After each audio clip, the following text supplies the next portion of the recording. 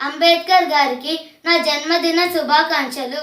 కూర్చుంటే తప్పు, నిల్చుంటే తప్పు, చదువుకుంటే తప్పు, ముట్టుకుంటే తప్పు, గుళ్ళోకి వెళ్తే తప్పు, చివరికి నీళ్లు తాగినా తప్పే.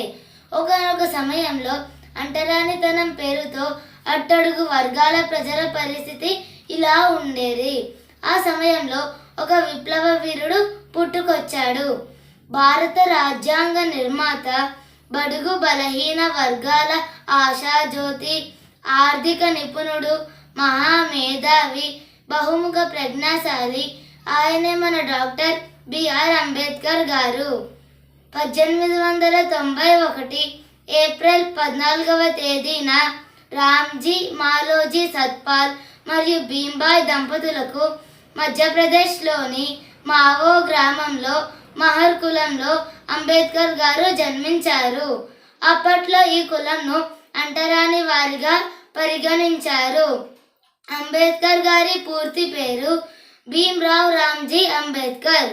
1907లో హెల్పింగ్ స్టోన్ హై స్కూల్లో అంబేద్కర్ గారు మెట్రికులేషన్ పూర్తి చేశారు.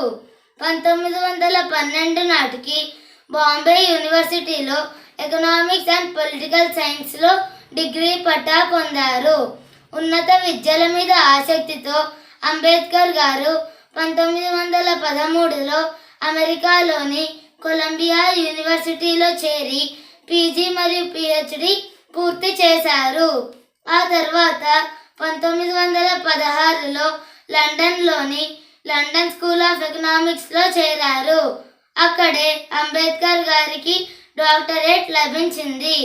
1927 నుంచి అంబేద్కర్ గారు అంటరానితనానికి వ్యతిరేకంగా ఉద్యమాలు చేశారు.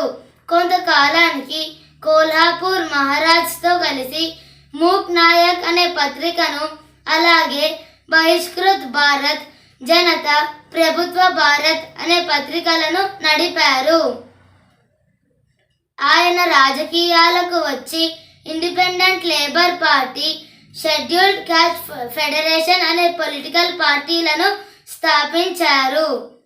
బోధించు, సమీకరించు, పోరాడు అనే సిద్ధాంతాలతో ఆయన పోరాటం చేశారు. సంపద కోసమో అధికారం కోసమో కాదు, అట్టడుగు వర్గాల స్వేచ్ఛ కోసం ఆయన పోరాటం చేశారు. స్వాతంత్రం వచ్చిన తరువాత అంబేద్కర్ గారికి కేంద్ర మండలిలో మొట్టమొదటి న్యాయశాఖ మంత్రిగా పదవి వచ్చింది.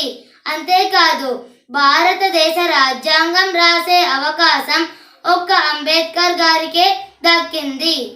ఆయన మన రాజ్యాంగాన్ని ఎంతో కట్టుదిట్టంగా రచించారు.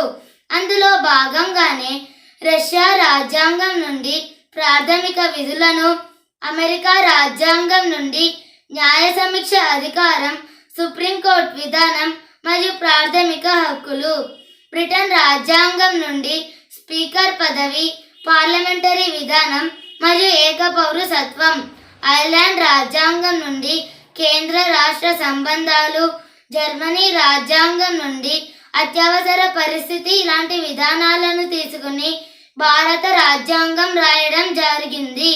మన రాజ్యాంగాన్ని మొత్తం రచించడానికి 2 సంవత్సరాల 11 నెలల 18 రోజుల సమయం పట్టింది. 1956 డిసెంబర్ 6వ తేదీన అంబేద్కర్ గారు మరణించారు.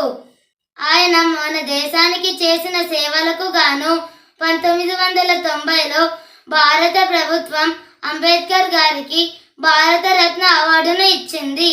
అంతేకాదు, ప్రపంచంలో ఎక్కువ విగ్రహాలు ఉన్న నాయకుడు అంబేద్కర్ గారే. 2012లో ద గ్రేటెస్ట్ ఇండియన్ ఎవరు అని పోలింగ్ జరిగితే మొదటి స్థానంలో అంబేద్కర్ గారే ఉన్నారు.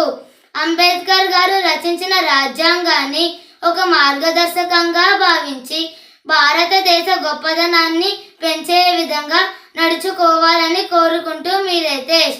జై హింద్. అంబేద్కర్ గారికి నా జన్మదిన శుభాకాంక్షలు.